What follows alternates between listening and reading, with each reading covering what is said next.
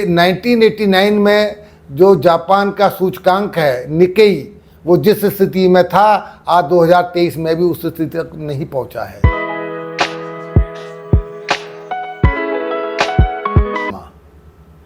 आप देख रहे हैं सत्यवाणी हिंदी। सत्यवाणी हिंदी का आज एक विशेष प्रोग्राम आ रहा है जो विश्व की आर्थिक स्थिति के बारे में आपको बहुत सारी जानकारियां देने वाला है। ये वीडियो बहुत इन्फॉर्मेटिव होने वाली है और मैं आशा करता हूं कि आप इस वीडियो को शुरू से आखिर तक देखें, अंत तक भी आपको नई नई जानकारियां प्राप्त होंगी। अगर आपको ये मेरा वीडियो अच्छा लग रहा है, आपको लगा है मैंने कुछ जानकारी देने की कोशिश की है आपको, तो आपसे आशा करता हूं चैनल सब्सक्राइब करेंगे और आइकॉन दबाकर को चालू कर देंगे। इस वीडियो को ज़्यादा से ज़्यादा शेयर करें। आज विश्व की जो स्थिति है उसमें हम कहाँ खड़े हैं और आर्थिक स्थिति का ग्लोबल असर है वो किन किन देशों पर क्या क्या हो रहा है, ये सब जानकारी आपको दी जाएगी। जैसा कि आप जानते हैं कि किसी भी देश की इकोनॉमी उस देश की जान होती है।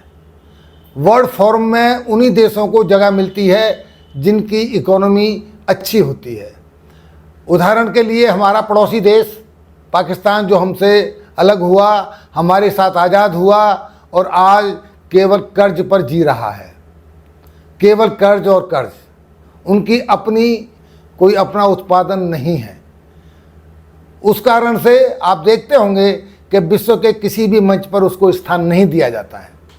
उसका कारण सिर्फ यही है कि सभी देश डरते हैं इससे हमें मिलेगा क्या, ये कहीं हमसे उल्टा मांगेगा। तो मांगना और देना ये पूरे विश्व में चलता है, लेकिन आपकी स्थिति अगर मजबूत है तो आपको देने वाले भी मिल जाएंगे। लेकिन आपकी स्थिति अगर ऐसी नहीं है तो आपसे पूरा विश्व आपसे निगाहें चुराएगा। अब हम पाकिस्तान को छोड़ के असली बात पर आते हैं। मुद्दा ये है कि एक नोबलिस्ट इकोनॉमी के प्रसिद्ध विद्वान हैं पॉल क्रुगमैन, उन्होंने अभी जानकारी दी न्यूयॉर्क टाइम्स के हवाले से। मैं आपको ये बता रहा हूँ, एक खबर छपी कि अमेरिका में आर्थिक मंदी के हालात बन रहे हैं। वहाँ महंगाई काबू से बाहर होती जा रही है, सरकार जितने प्रयास कर रही है सभी असफल हो रहे हैं। बार बार उन्हें ब्याज दरें बढ़ानी पड़ रही हैं पर उसका प्रभाव देखने में कम मिल रहा है। और अभी स्थिति ये है कि अमेरिका को ब्याज दरें और बढ़ानी पड़ेंगी। उसका बैंकिंग सेक्टर पे बुरा प्रभाव पड़ता है और उसका असर पूरे विश्व पे पड़ेगा।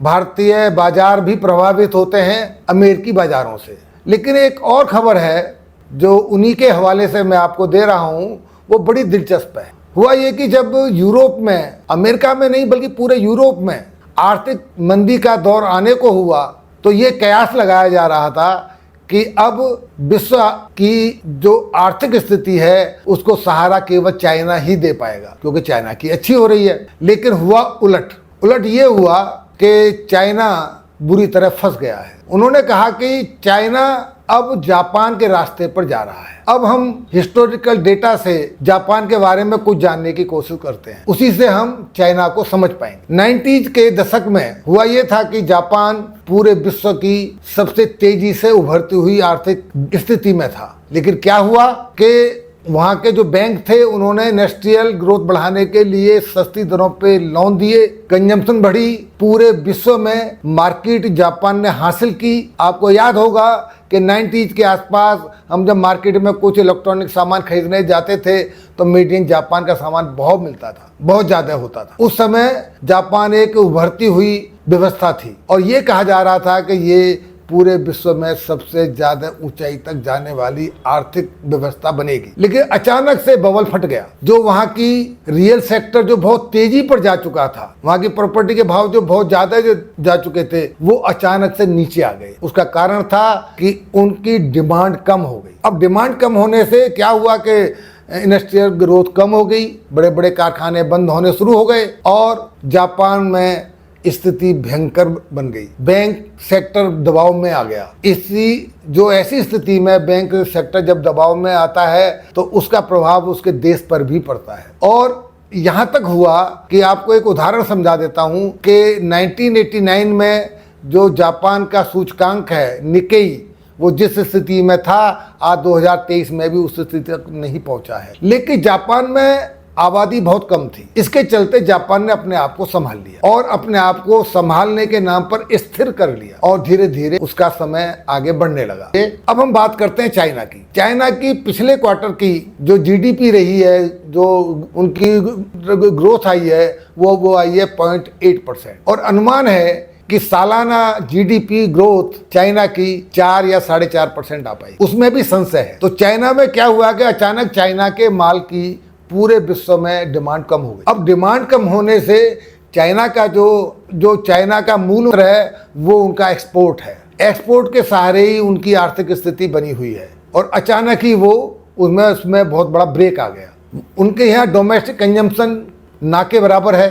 तो चाइना ने स्थिति को संभालने के लिए अपने नागरिकों को सस्ते दर पर लोन दिए ताकि डोमेस्टिक कंजम्पशन बढ़े, पर उसका कोई ज़्यादा प्रभाव पड़ नहीं पाया। लेकिन इधर क्या होता है कि भारत इस बीच में अपने आप को संभाल ले गया और अनुमान है, जो आरबीआई का अनुमान है वो ये है कि 6.5% हमारी जीडीपी ग्रोथ आएगी, जबकि आईएमएफ ने उसका अनुमान लगाया है 6.1%। दोनों में से जो भी होगा लेकिन बेहतर है। चाइना में दूसरी समस्या ये है कि वहाँ पे बेरोजगारी बढ़ गई है अचानक से और आबादी ज़्यादा है। यहाँ वो जापान की तरह खुद को संभालने में सक्षम नहीं हो पाएगा क्योंकि जापान की आबादी कम थी, इसलिए उसने अपने आप को संभालने में योग्यता हासिल की। यहाँ पर चाइना मार खा सकता है। बढ़ती आबादी और बहुत ज़्यादा बेरोजगारी, इससे क्या होगा कि जो कम्युनिस्ट पार्टी है, चाइनीज कम्युनिस्ट पार्टी है सीपीसी, उसके प्रति लोगों में असंतोष बढ़ रहा है और ये एक आंदोलन का रूप भी ले सकता है। विश्व में अगर आपको बनाए रखना है अपने आप को तो अपनी आर्थिक स्थिति पर